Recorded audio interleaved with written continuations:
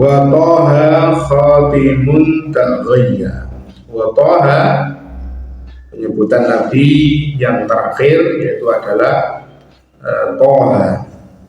Thaha yaitu nama dari salah satu nama Sayyidina wa Maulana Muhammad sallallahu alaihi wasallam. Yang namanya kanjeng Nabi itu banyak. Ada Yasin, ya ayyuhal muzammil, ya ayyuhal muddatsir. Salah satu diantaranya adalah Thaha. Ya. Al-Imam Sayyidina Ja'far Shadiq mengatakan Thaha maknanya adalah tuba liman ihtada. Thaha maknanya tuba liman ihtada. Beruntunglah orang yang bisa mendapatkan petunjuk dari Nabi Muhammad Shallallahu Alaihi Wasallam. Khatimun Rasulullah, Sayyidina Muhammad adalah khatimun, penutup, ya, penutup para nabi dan rasul. Maknanya setelah diutusnya Sayyidina Muhammad tidak ada nabi dan rasul lagi. Ini suatu akidah, keyakinan kita sebagai seorang muslim. Setelah Nabi Muhammad tidak ada lagi nabi. Ya. Rasulullah Shallallahu Alaihi Wasallam pernah bersabda pada perang Tabuk kepada Sayyidina Ali, ya, amatar doa takuna mini bimanzilati Harun min Musa. Tidakkah engkau ridho, senang kalau kamu dengan saya ini manzilnya seperti Harun dan Musa? Hanya saja illa annahu la nabiyya ba'di, hanya saja tidak ada nabi setelahku.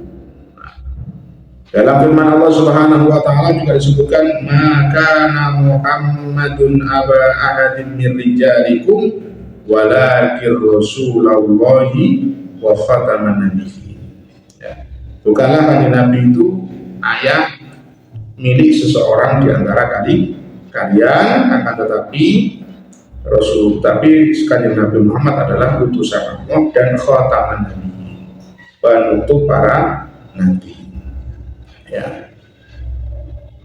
Dakwahnya tinggalkan condong daripada kebaikan, maksudnya tinggalkan keraguan-keraguan, tinggalkan tidak percaya dengan kebenaran. Jadi 25 nabi dan rasul yang telah kita bahas, kemudian ditutup dengan kanjeng Nabi Muhammad SAW. Ini sudah jelas.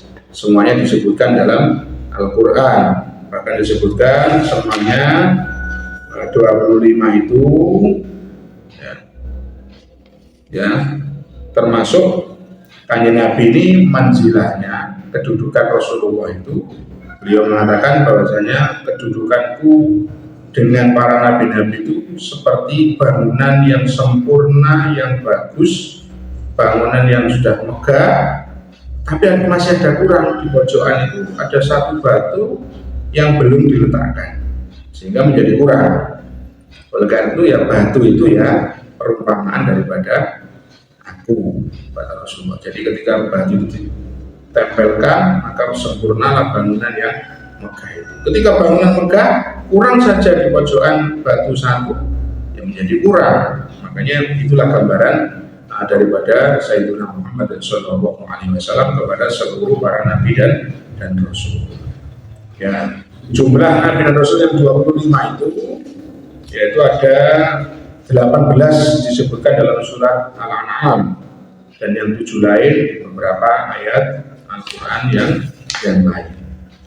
Para ulama berbeda pendapat, sebagaimana yang pernah kita bahas di depan, bahwasanya kita harus meyakini ada sebenarnya 124.000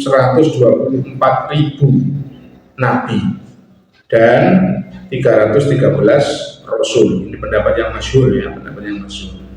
Nah, tetapi Imam Bajuri mengatakan yang benar itu ya jumlah nabi dan rasul itu kita diam, tidak usah membahas terlalu detail jumlah mereka. Kenapa? Karena dawuhnya Allah Subhanahu wa taala min, ya, wa rusulan qad qasasnahum alaik min qabl wa rusulan lam naqsusum alaik. Ada yang diceritakan oleh Allah, ada juga banyak yang tidak, masih belum diceritakan oleh Allah Subhanahu wa taala.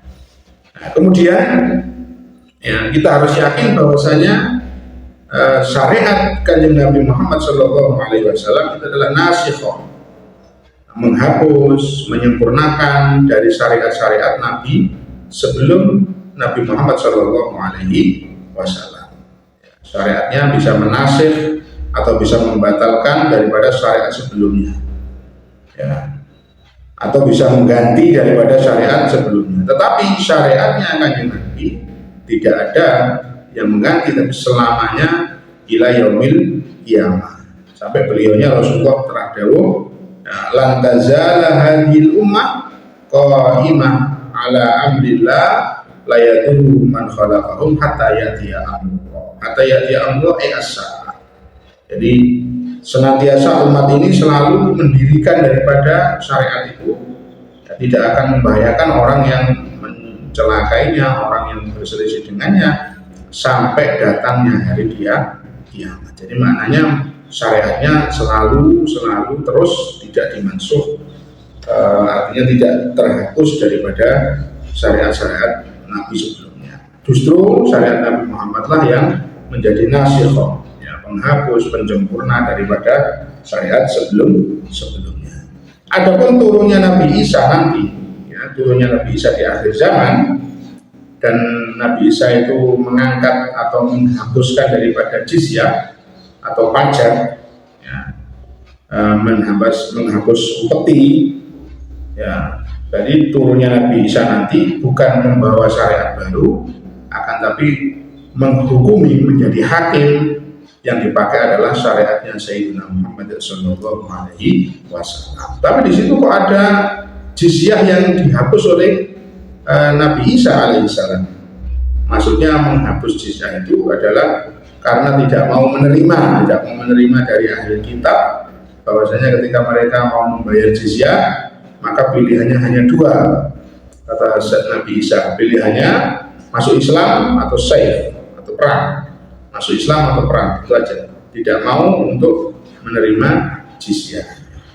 Itu pun sudah dikabarkan oleh Rasulullah Shallallahu Alaihi Wasallam bahwasanya Nabi Isa yang zilu sebagai hakam, sebagai hakim dengan syariat ini, bukan menjadi nabi dengan risalah yang baru. Itu menurut Imam Nawawi. Ya, jadi bahwasanya menghapusnya jizyah itu tidak untuk mengangkat hukumnya, akan tapi Rasulullah telah mengabarkan bahwa jizyah ini nanti terus akan berakhir sampai ketika datangnya Nabi Isa. Maknanya Nabi Isa tidak mau menerima upeti, tidak mau menerima pajak dari siapapun, pilihannya hanya dua, Islam atau as-saif.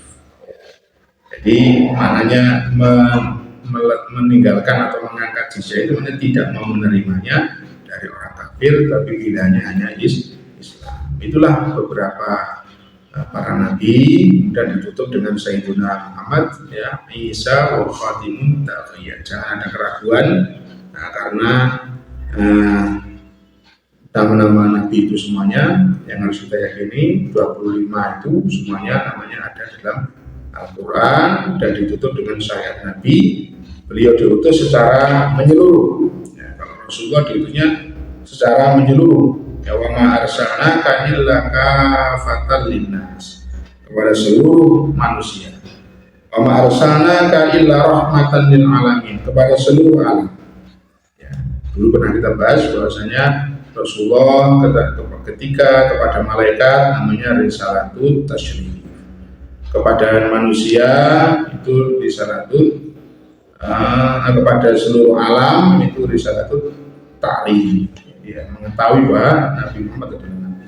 Kepada manusia jin itu adalah risalatut taklif, memberikan beban syariat yang harus dikerjakan, yaitu menyembah kepada Allah Subhanahu wa Ta'ala.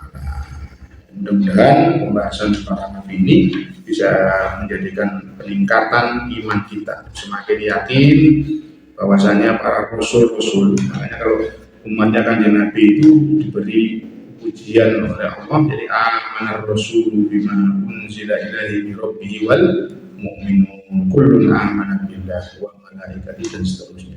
Jadi kalau kita kepada nabi-nabi yang diutus sebelum Nabi Muhammad pun kita percaya, mengimani, dan syariatnya pun juga sama, yaitu mengisahkan Allah Tetapi ada yang masih dipakai pada syariat kita, ada juga yang sudah dimansuh oleh syariatnya Sayyidina Muhammad Sallallahu Alaihi Wasallam. Itu saja, mudah-mudahan diberikan kemanfaatan dan hidayah dari Allah Subhanahu Wa Taala.